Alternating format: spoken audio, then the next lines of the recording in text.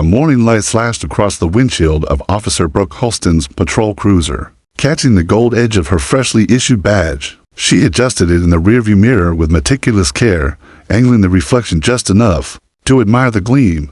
Her lips curved in a practiced, confident smirk, part pride, part performance. The kind of smile her father once wore in every promotion photo. That still lined the hallway of their family home like war medals. "First day on my own," she muttered, brushing a single blonde strand back into her tight bun. "Let's show."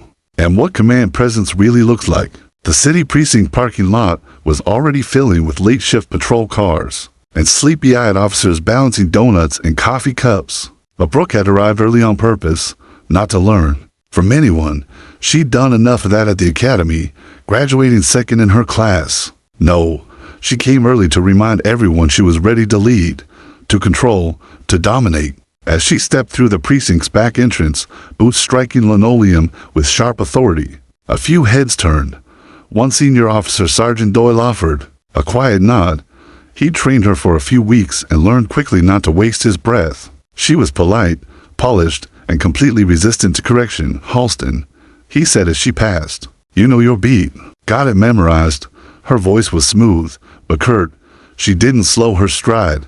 "Zone 3, east side. I'll cover it faster than they're used to."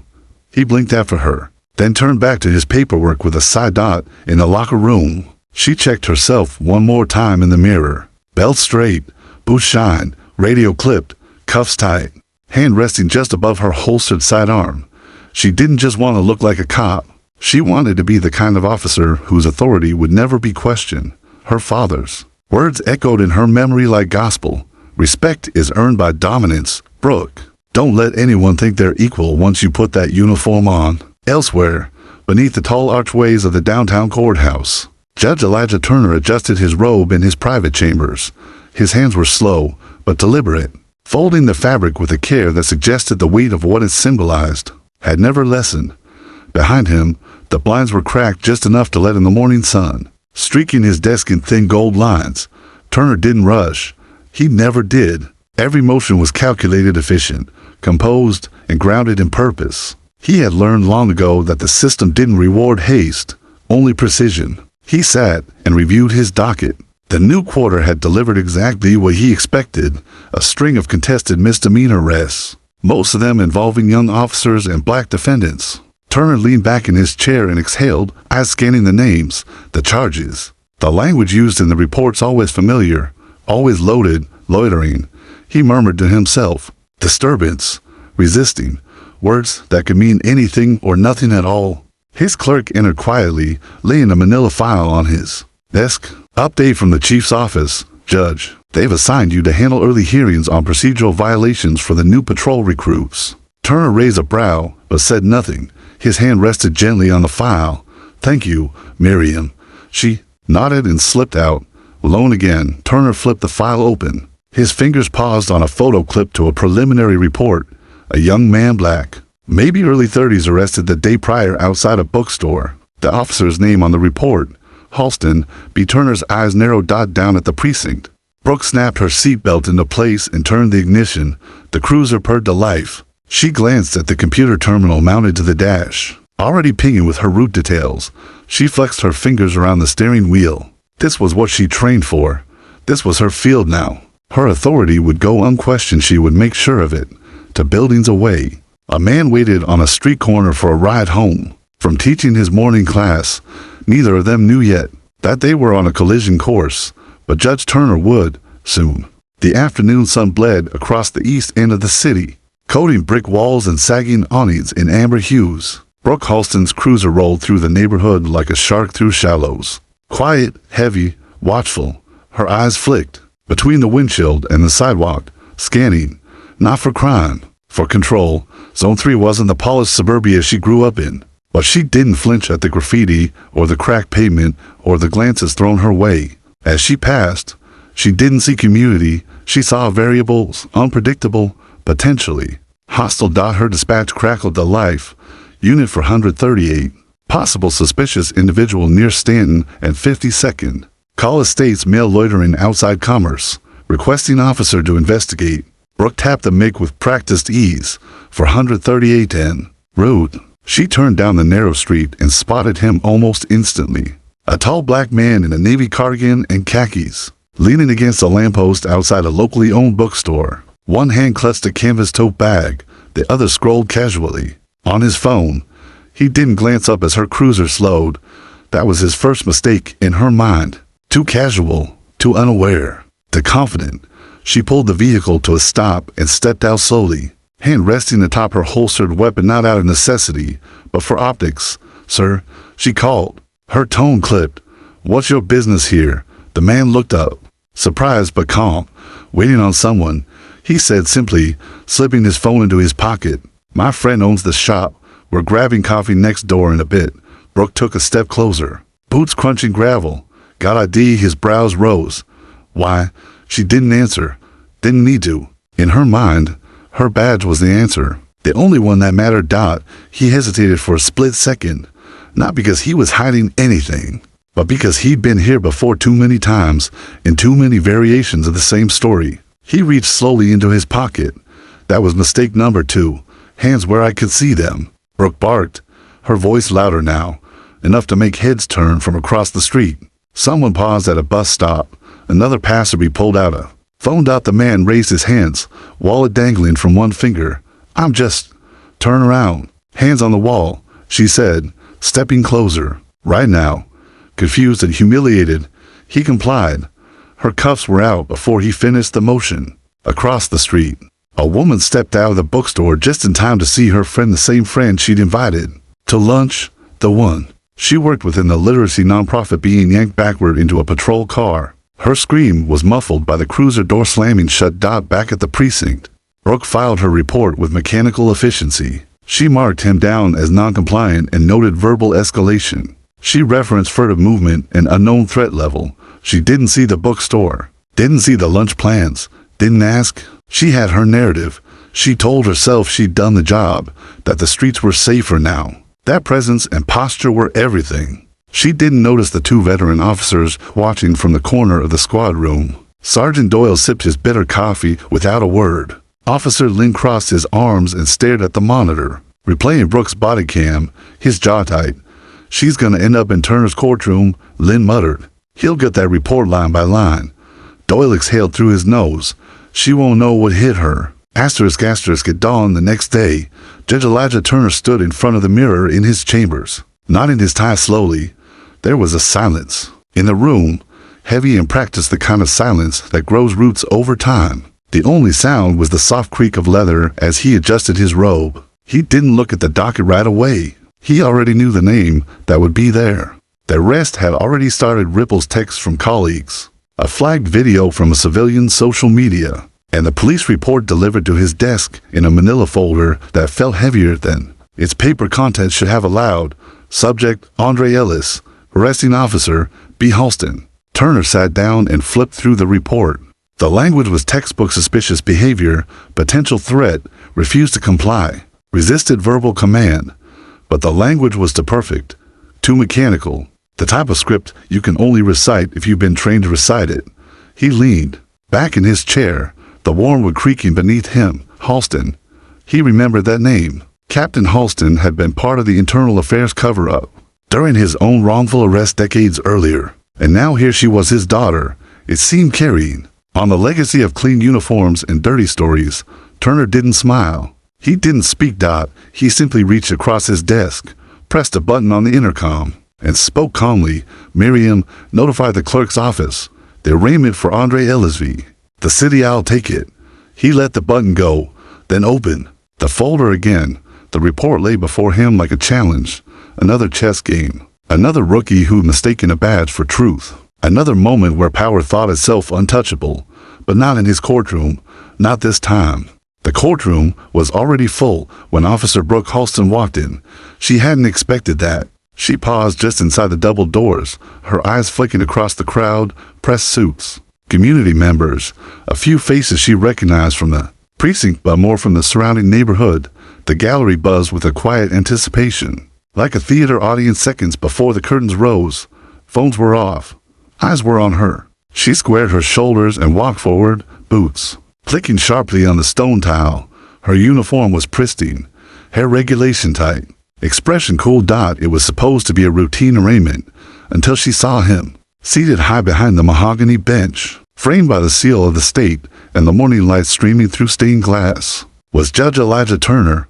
He wasn't just a judge. He was the judge the one officers whispered about in locker rooms when their reports were less than perfect. The one who'd earned the nickname the Hammer, not because he punished harshly, but because his rulings struck with surgical precision. No shortcuts, no assumptions, no mercy for laziness, and certainly none for lies. Brooke's eyes met his. It was only a second, but something in his gaze unsettled her, like he wasn't just looking at her, but through her. She took her seat at the prosecution table, swallowing the knot forming in her throat. To her left, Andre Ellis sat beside his attorney, Marcus Langston. Andre wore a gray sweater and slacks, clean-shaven, calm. He didn't glance at her, not once. His hands were folded in his lap, but they trembled just enough for Brooke to notice. Turner banged the gavel once. Court is now in session. Silence fell. We are here to review preliminary findings and determine the validity of charges brought against Mr. Andre Ellis by Officer Brooke Halston of the Metropolitan Police Department. His voice was deep, deliberate, each word weighed. Brooke sat straighter. Langston stood first. Your Honor, the defense moves to dismiss all charges immediately. The arrest was unjustified. And we have body cam footage, witness statements, and GPS timestamps that contradict the officer's narrative. Proceed, Turner said. Langston nodded to the clerk, who dimmed the lights. A large monitor lowered from the ceiling. The body cam footage began to play.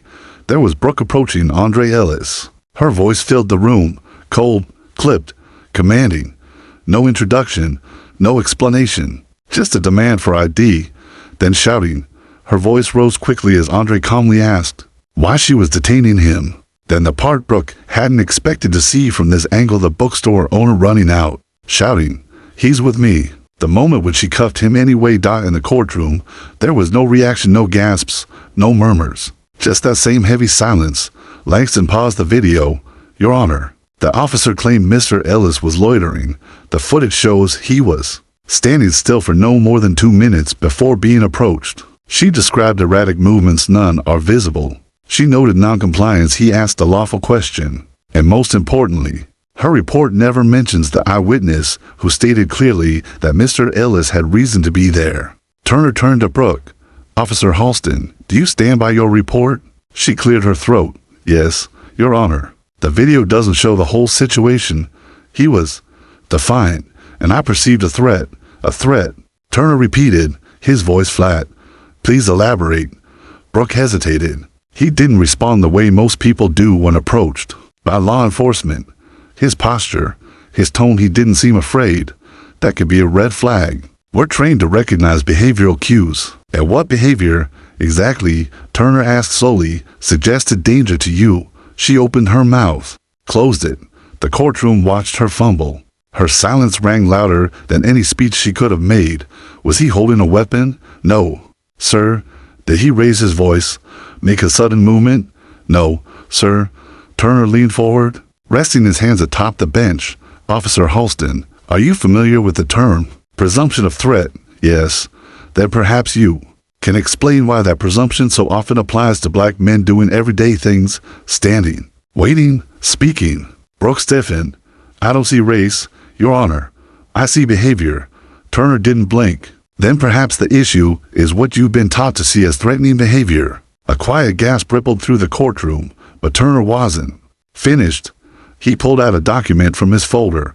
My clerk found an interesting detail. Your report from yesterday uses nearly identical language to a report filed during your training 2 years ago in River Creek. The subject in that case was a school counselor, black male, wrongfully detained. Charges dropped, record sealed. Brooke's breath caught. Turner placed the report side by side. Same phrasing, furtive movement, possible gang affiliation, different cities, different men, same assumptions, same results. Brooke's face flushed. Her hands trembled now too. Turner's voice dropped to a hush, barely above a whisper, yet cutting through the silence like a blade. I know where the script comes from, Officer Halston, because it once wrote my life. When I was 17 years old, I was arrested outside a corner store in my own neighborhood. The officer said I was lingering suspiciously, said I fit the description. I spent 3 months in juvenile detention before someone even reviewed the footage. I lost my college acceptance. My mother lost her job trying to get me out, all because someone didn't know how to see a boy as anything. What a threat. Brooke sat frozen. I am that boy. And now, I am the man who reads your report and hears the echo of a lie I lived. His words landed with the force of a hammer swing. The silence that followed wasn't just heavy, it was secret. Finally, Turner turned to Langston. Motion to dismiss is granted. He looked back to Brooke. You will return tomorrow for an evidentiary review and departmental inquiry. Bring your training records, and bring the truth this time, not the version you were taught to believe, but the one your conscience can live with. He struck the gavel once. Court is adjourned. As people rose and filed out in stunned silence, Brooke remained seated, unable to move. Her badge suddenly felt heavier than her entire uniform. Judge Turner stood and walked through the side door without another word. She had walked into his courtroom expecting deference, expecting her badge to carry weight. She hadn't realized the real weight belonged to the man who wore his scars like armor and wielded the truth like justice's final blade. And tomorrow, the reckoning would begin in full. The air in the courtroom was different the next morning, thicker somehow, like it carried weight that had yet to drop. Reporters had gathered early. Even though cameras weren't allowed inside, word had gotten out. Officer Brooke Halston, the precinct's rising star, had been ordered back for an evidentiary review under oath. And the judge presiding wasn't just any judge. It was Turner. Inside the courthouse, officers from multiple precincts lined the hallway benches. Not saying much, some came to support her, others came to watch her fall. Brooke stood in the narrow corridor just outside courtroom for B, staring at the wooden door like it might come alive and swallow her whole. Her hands were perfectly still, clasped behind her back, but her mind buzzed like static words. Strategies, excuses, all rehearsed overnight in front of a mirror that no longer gave her comfort. She hadn't slept. When the door finally creaked open and the bailiff called, "All rise," she stepped forward like someone marching toward a cliff edge. Judge Turner sat behind the bench, robes black as obsidian, face unreadable. Beside him, a court stenographer typed without glancing up. Across from her, Marcus Langston was already seated next to Andre Ellis, whose calm presence made Brooke feel even more exposed. Ellis didn't look at her. He didn't have to. She already felt the judgment, not his, but her own. "Officer Halston," Turner said, his voice sharp but not raised, "please take the stand." She moved slowly, sat, and placed her right hand over her badge as if instinctively shielding it. The clerk administered the oath. Brooke's lips moved automatically. "So help me God." Turner nodded to Marcus Langston. "Mr. Langston, proceed." Langston approached like a chess player who already saw the board 10 moves ahead. "Officer Halston, please describe in your own words why you approached my client, Mr. Ellis, on the day in question." She straightened. "There was a call dispatch mentioned a possible suspicious person loitering outside a storefront. I responded according to protocol." Langston didn't blink. "Can you provide the dispatch ID number or recording?" She hesitated. "I don't have it on me." Turner turned to the clerk. "Do we have dispatch records?" "Yes, Your Honor," the clerk replied, handing over a printed log. No 911 calls matched that location in the time frame stated. Only one hang-up from a disconnected payphone. Langston stepped closer. "So you initiated contact with my client based solely on what you saw from your cruiser?" "Yes." "And what did you see that warranted concern?" She paused. He was standing still for several minutes, 2 minutes, according to body cam timestamp. Langston cut in. "Did he commit a crime?" "No." "Did he exhibit hostile behavior?" "No." "Did he run, shout, lunge, or reach for a weapon?" "No." "Then why did you order him to place his hands on the wall?" Brooke faltered. "He didn't respond the way I expected." "What way did you expect a law-abiding citizen to respond to being questioned without cause?" Langston's voice had sharpened. Meek, scared, apologetic for simply existing. Objection burned at the tip of Brooke's tongue, but Turner's gaze anchored her in place. Langston stepped back, letting silence do what words could not. Then Turner leaned forward, elbows on the bench, voice low.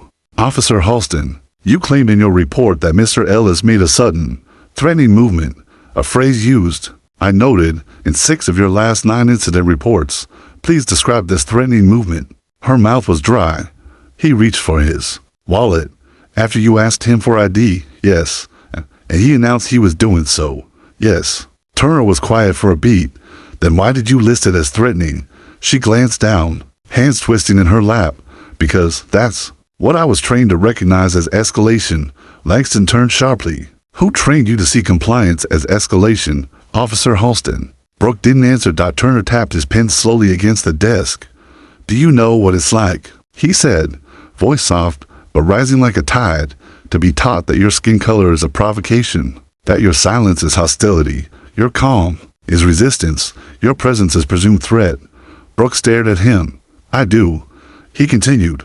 I was 17 when I was arrested for walking home from school. An officer said I looked to relax for someone in this neighborhood. I spent 3 months in juvenile for a robbery I didn't commit. Do you know what the officer wrote in his report? Brooke didn't breathe. He said I escalated by questioning his authority. He leaned forward. Sound familiar? The courtroom was silent, but the walls seemed to hum with the energy of a storm waiting to crack. Brooke's voice wavered. I didn't mean for it to go that far. I thought I was doing what we're trained to do. No, Turner said, calm again. You did what you were conditioned to do. He turned to the clerk. Enter in to record the following.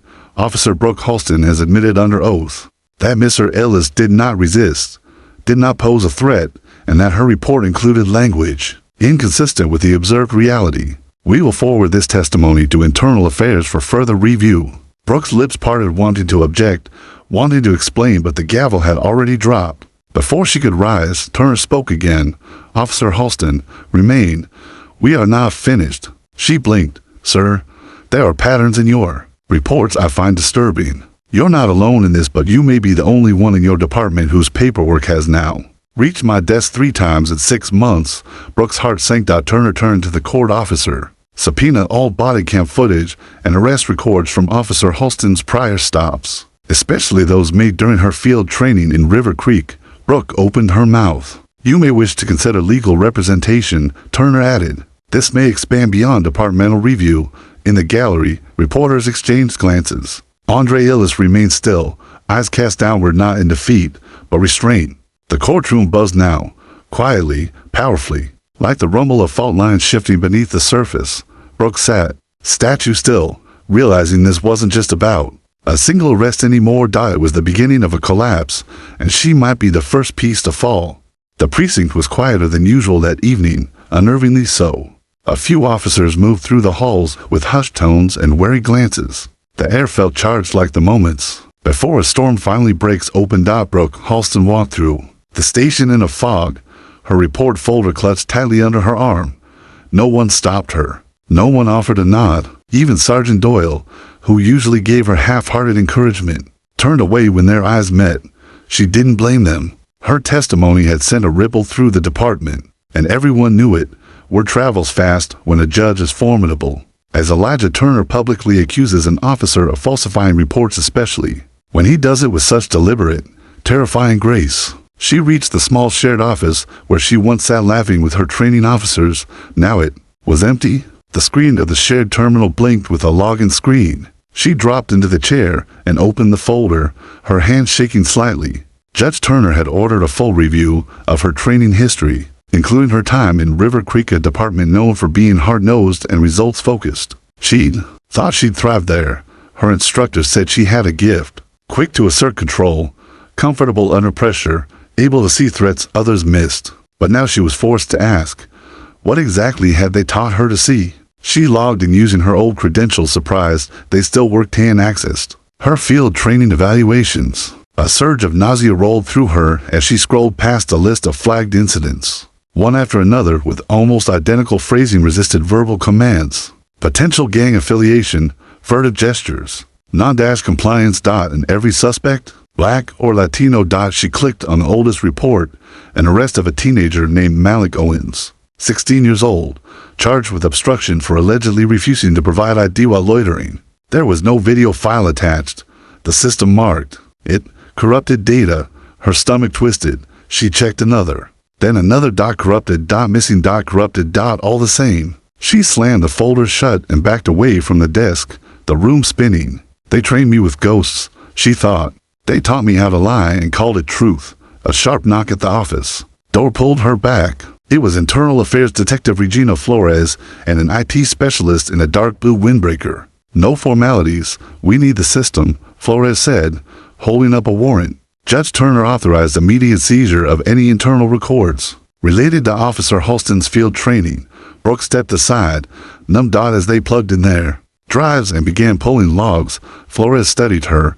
You're not the first rookie we've seen like this, she said, quiet but firm. But you might be the first one we can prove was shaped by something bigger than just bad instincts. What are you talking about? Brooke asked. Flores motioned for the IT specialist to pull up something on screen, a hidden directory, encrypted, titled Redline Tier Candidates. Brooke stared. Each folder was labeled with an officer's name including hers. Your training evaluations were filtered through this system, Flores explained. The red line list. Recruits identified as aggressive, compliant to command. Structure, willing to escalate. You were groomed. Double quotes. Brooke couldn't speak, her mouth open, then shut again. They gave you mentors who were already under scrutiny, fed you language that wouldn't raise red flags, buried footage, disposed of complaints, all to see if you could deliver clean arrests in messy communities. Why me? Brooke whispered. Flores didn't answer, but she didn't need to. Brooke already knew, because she believed in control, because she didn't ask questions. Because she wanted the badge more than she wanted to understand the weight it carried. Suddenly, the precinct lights flickered. The dispatcher's voice crackled over the intercom. Captain Morris, Line 2. Federal inquiry team arriving at the main entrance. Brooke blinked. Federal? Flores gave her a grim nod. Turner escalated it. He brought in the U.S. Attorney's office this morning. Said it's not just a case of bias. It's a pattern of systemic misconduct, possibly racketeering. The word hit her like a fist. Racketeering, like the mob. But it wasn't money being laundered, it was justice, turned into currency, manipulated, stolen. Flores gathered the drives and left with her team. Brooke sat alone in the dimming office, the weight of it all pressing against her like a collapsing ceiling. She had always believed in the chain of command. She thought her father's legacy had protected her. Now she saw the truth. She wasn't protected. She was used, and she was disposable the moment she stopped being useful. Her phone buzzed. A message from an unknown number. Turner's not just coming for you. He's coming for all of us. Be smart. Stay quiet. Her breath caught. She didn't reply. Across town, Judge Elijah Turner stood in his chambers, a fresh file in his hand. He flipped through Brooke's early evaluations, noting the same recycled language in case after case. Then he found what he'd been waiting for. A redacted memo from River Creek's training department, forwarded anonymously. It included 3 damning words, Tier 1 asset. Turner tapped the page slowly. Then he looked up at his clerk. I want subpoenas drawn for every officer connected to this list. Start with River Creek, and tell the U.S. Attorney I'm expanding this docket. His clerk hesitated. That's going to be historic, Your Honor. Turner closed the file. With a snap. No, he said. It's going to be necessary, and across the city, the wheels of a much larger reckoning began to turn. What started with a single arrest was no longer just about Brooke Halston. It was about the machine that had made her, and Judge Elijah Turner was about to dismantle it brick by brick, badge by badge, lie by lie. The federal courthouse rose like a stone monument. In the heart of the city, its foyer pale under a storm-heavy sky. Rain hadn't fallen yet, but the clouds pulsed with tension, as if even the weather knew something was coming. Inside, the courtroom felt less like a hall of justice and more like the epicenter of an earthquake. Every bench fell, every breath tight. Reporters lined the back rows. Lawyers conferred in whispers. Uniformed officers stood near the exits with unreadable expressions, as if they too were unsure whose side they were on anymore. At the prosecution's table sat the U.S. Attorney's team, armed with binders, drives, and depositions. At the center of it all, just behind a microphone angled precisely toward the witness box, sat Officer Brooke Halston, but not in uniform. The department had suspended her the week prior. She no longer wore the badge. She wore a simple black blouse and gray blazer. Her hair, loose for the first time, hung like a curtain around her face. Not to soften her, but to remind everyone that she wasn't here as an enforcer today. She was here as evidence. Judge Elijah Turner entered last, robes billowing like smoke. His face gave nothing away, but behind the gavel, he looked less like a judge and more like a general presiding over the first day of a war he'd spent a lifetime preparing for. Court is in session, the bailiff called. Turner spoke immediately. Today's proceedings begin the formal examination of interdepartmental misconduct under the umbrella of the Federal Pattern or Practice investigation. We begin with testimony from former Officer Brooke Halston, who has submitted a full cooperation under oath. He turned to her. You may proceed. Brooke rose and took the stand, hands trembling slightly as she swore in. Every eye locked on her. Not just the courtrooms, but the nation's. The trial was being covered live by every major outlet. On the steps outside, a growing crowd of activists and officers stood shoulder to shoulder under umbrellas, watching the live stream on giant screens. She cleared her throat. I used to believe I was one of the good ones, she began, voice cracking. In the academy, they told us the uniform was a shield, a symbol of protection. But somewhere along the way, the shield became a wall. Between us and them, between questions and truth, between justice and survival. She paused, struggling. Turner didn't move. He gave her space, but not comfort. I was trained to escalate, taught that compliance meant obedience, not understanding. I was handed scripts, taught key phrases to include in reports to protect myself, told which neighborhoods were hot zones and which people were non-cooperative. The rest came easy because the system never asked hard questions. Brooke turned to face the gallery, and I didn't ask either. Murmurs rippled. Turner lifted one hand, and silence returned. Brooke nodded to the prosecution, who cued a screen showing an internal email thread from River Creek Police Department. The subject line, Tier 1 Assets, Monthly Review. Her name was third on the list. The contents were damning. Field officers discussing her ability to create probable cause, her natural authority, her usefulness in data-driven enforcement zones. A program designed not to reduce crime, but to produce arrests. Your Honor, the U.S. Attorney said, rising. We now submit to the court a roster of 3 to 7 officers identified across 5 departments as part of this program, which we believe constitutes a criminal conspiracy to fabricate charges, suppress evidence, and intentionally violate civil rights under the color of law. Judge Turner took the file without a word.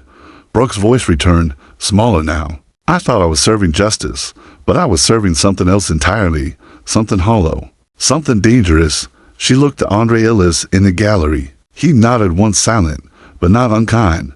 I'm not asking for forgiveness, she said. I'm just trying to shine light on what was hidden. I owe that to him, to all of them. When she stepped down from the stand, she wasn't applauded. There was no cinematic redemption, but the silence held something new, acknowledgement. Judge Turner took a long breath. Then he spoke, not just to the courtroom, but to the country. For decades, we have told ourselves a lie that a few bad apples are to blame for the rot we smell in our justice system, but we are no longer dealing with spoiled fruit. We are dealing with a poisoned orchard, an orchard planted by policy, watered by fear, and harvested by those who profit from silence. He lifted the folder. This court recognizes the submitted evidence as sufficient grounds for the formation of an independent federal oversight commission to investigate all officers, departments, and software vendors connected to this misconduct. A reporter dropped her pen in the back. No one flinched. Turner looked to the defendant's table, where several nervous captains and city officials whispered frantically among themselves. To those of you who built this system, Turner continued, you trained a generation to obey without thinking, to control without compassion, and to write fiction under the pretense of fact. He looked at Brooke. You turned her into a weapon, then back to the room, and now she will be your undoing. Asterisk that night, Brooke sat alone in the holding area behind the courthouse, awaiting the marshals who would escort her to a secure federal location. She wasn't under arrest. Not yet, but her full immunity would depend on how much she helped take the network down. Her phone buzzed. A message from an unknown number. You weren't supposed to speak. You weren't supposed to break. She stared at the screen, then deleted the message.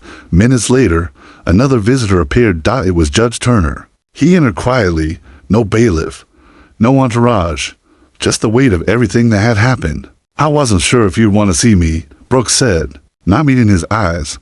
I don't deal in comfort, Turner replied. I deal in consequence. She nodded. But consequences, he added, can be used for building, not just punishment. She finally looked up. His gaze was steady, not cold, but carved from something unshakable. You were a product of a broken system. he said, "but you chose finally to do something they never trained you for." "What's that?" she asked. He stood, walking toward the door. "You told the truth." Then he was gone. Asterisk outside the courthouse, rain finally began to fall. It wasn't heavy, just enough to cleanse the steps, to blur the chalk slogans written across the pavement. Justice for Ellis. No more lies. Fix the system. Inside, case files changed hands. Names were added to a growing federal list. Lawsuits were filed, pensions frozen, retirements revoked. The machine had stalled, not stopped, but for the first time in a long time. It wasn't running unchecked, and somewhere in the silence that followed, between the last echo of the gavel and the first clap of thunder, a system built on fear and force began to crack open, not with a roar, but with a whisper, the whisper of one officer finally saying, "I was wrong," and meaning it.